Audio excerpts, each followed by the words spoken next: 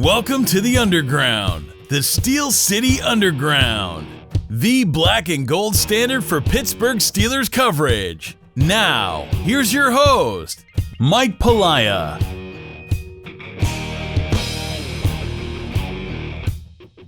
Welcome everybody to another edition of Steel Nation Radio. I'm Mike Pelaia of SteelNationAssociation.com, where we cover the Steelers 24/7 while bringing you, the Steeler fans, together in an effort to raise money for Children's Hospital of Pittsburgh. Come visit the site, read the articles, listen to the podcast, join the club, and help us raise money for Children's Hospital at the same time. And as you know by now, I hope at least, you can find my work on SteelCityUnderground.com, where we have many great columnists who cover the Steelers in many different ways. The AFC North, podcasts, contests, articles, and a lot more. So come over there and check out everything that we have to offer. And last but certainly not least, you can find my work in the New Pittsburgh Courier and the New Pittsburgh Courier Online.com. So please give that a visit as well. So we sit here this week. The Steelers came out of their bye week and they won their second consecutive game, defeating the winless and hapless Dolphins, who were led by Ryan Fitzpatrick. It's a game that I think many of us thought the Steelers would win. It's a game they certainly needed to win. Definitely happy with the outcome, specifically after being down 14-0 and scoring 27 unanswered points. I think that showed the resiliency of the team, and I'll definitely give them credit for that. The first 3 quarters of the first half, if you will, were pretty bad. Mason Rudolph looked bad, but unlike the fans that were in the stands who were cascading boos upon Rudolph, while I thought he looked pretty terrible, I wasn't quite ready to boo him. He was coming off of a pretty severe concussion, hadn't played a down of football in 3 weeks, and he needed to get both the rust off and just get the confidence back after being knocked out the way he was in that Baltimore Ravens game, if you guys recall. So I was pleasantly surprised and pleased with the way he played in half number 2, finishing 20 of 36 for over 250 yards and a couple of touchdowns. I thought that was a huge step in his development.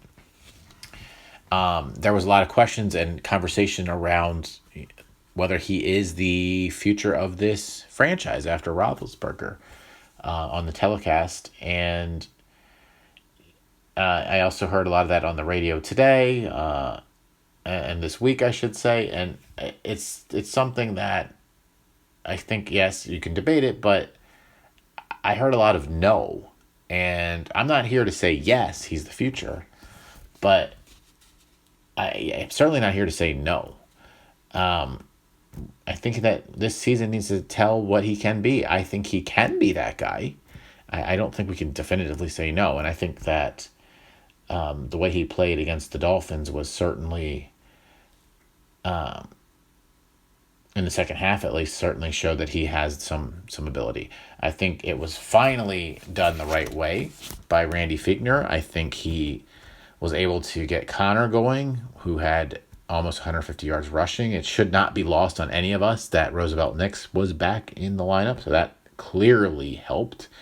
But as you know, Connor did leave the game with an injury to the AC joint. The severity of that, we'll see how that plays out for the week coming up against the Colts.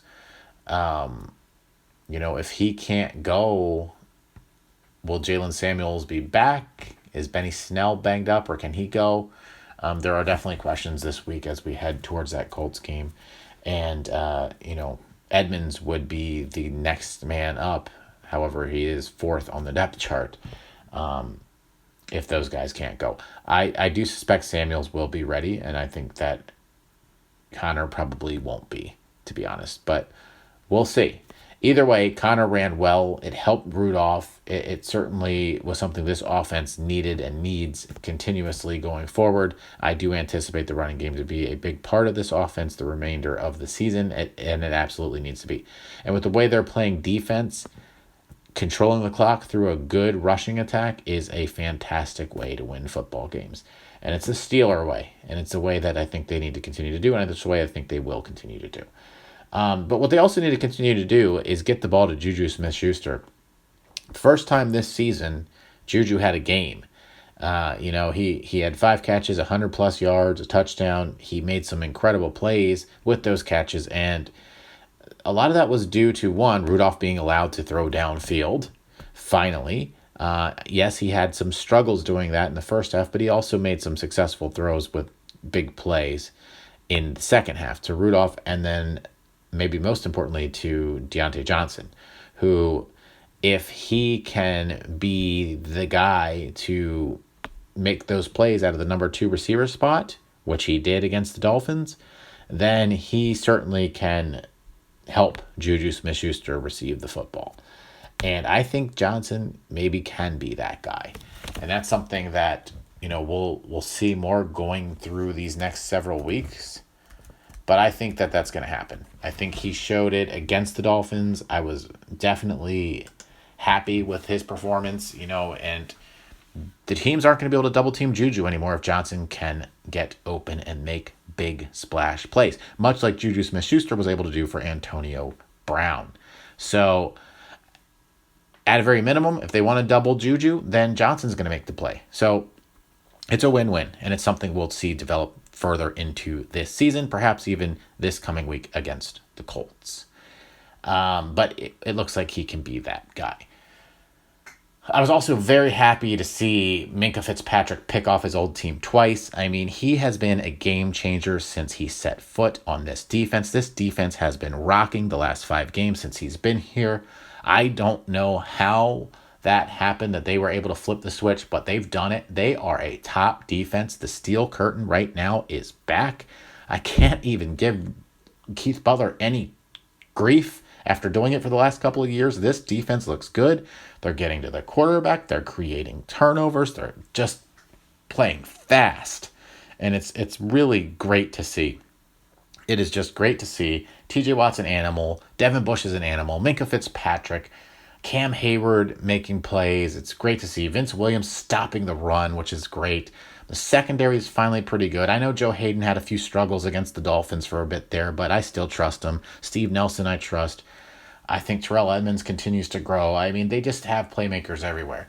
They even stepped up without Tuitt the other night against the Dolphins, and, Alu stepped in and did his job. Now, of course, Tuitt's got big shoes to fill, and they were the Dolphins who are terrible, and you can say all that.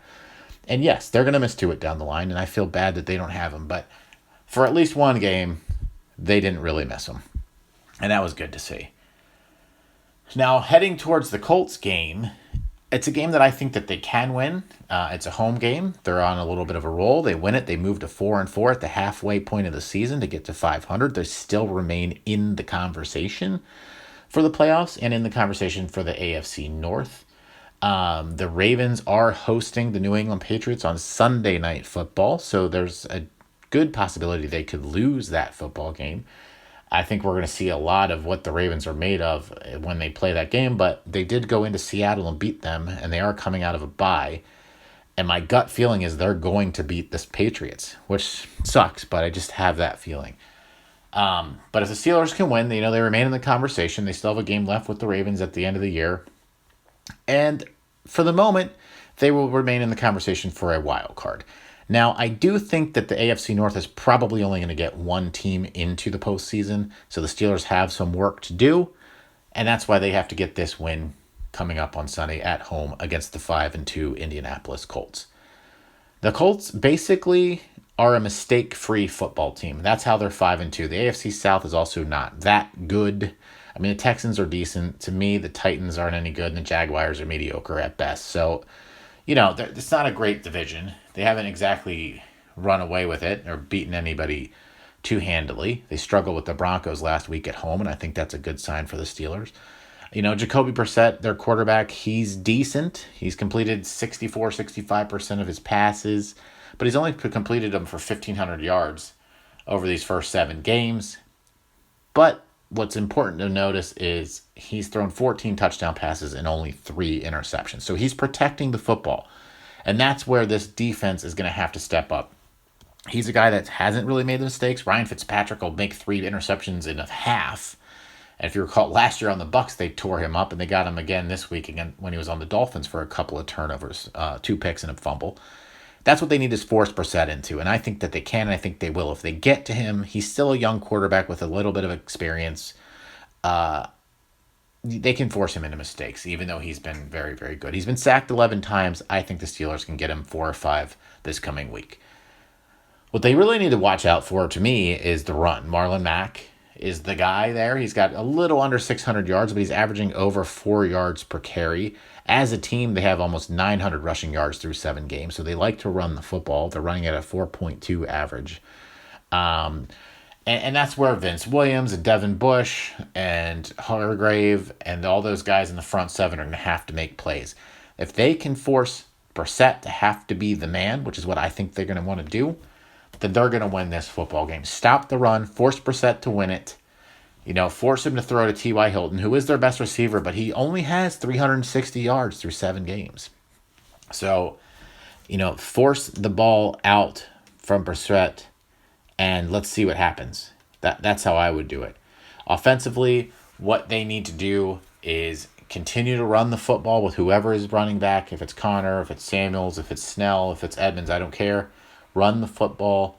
Let the ball fly. Let it go to JuJu SmithSchuster. Let Rudolph get the ball downfield. And, of course, we're going to have to do some screen passes and things like that as well. But he shows he can do it. So let him do it. Let him lead the team the way he wants to. And most of all, play mistake-free football on special teams. Boswell has been amazing this year. He has 1 missed field goal, which was this week against the Dolphins. And quite frankly, that's a very forgivable miss. It was over 50 yards. It's a tough kick. Cannot complain about Boswell's play this year at all, especially after the dud that he put up last year. And, just no penalties. And they've been pretty good about that overall this year. Now, the one area that I would like to see some improvement is the kick return. I like Ryan Switzer a lot. I really do. I've met him. I've talked to him. He's a good kid. He's got his head on his shoulders. I think he's tough. I think he's a great locker room guy, so I'm not one of the people that is suggesting his release. But I am hoping that he can step up and make some plays on special teams in punt and kick returns, because I'm not seeing it. I see a lot of fair catches. I see a lot of 2-yard runs. I see a lot of letting the ball bounce and then nothing happen, of course.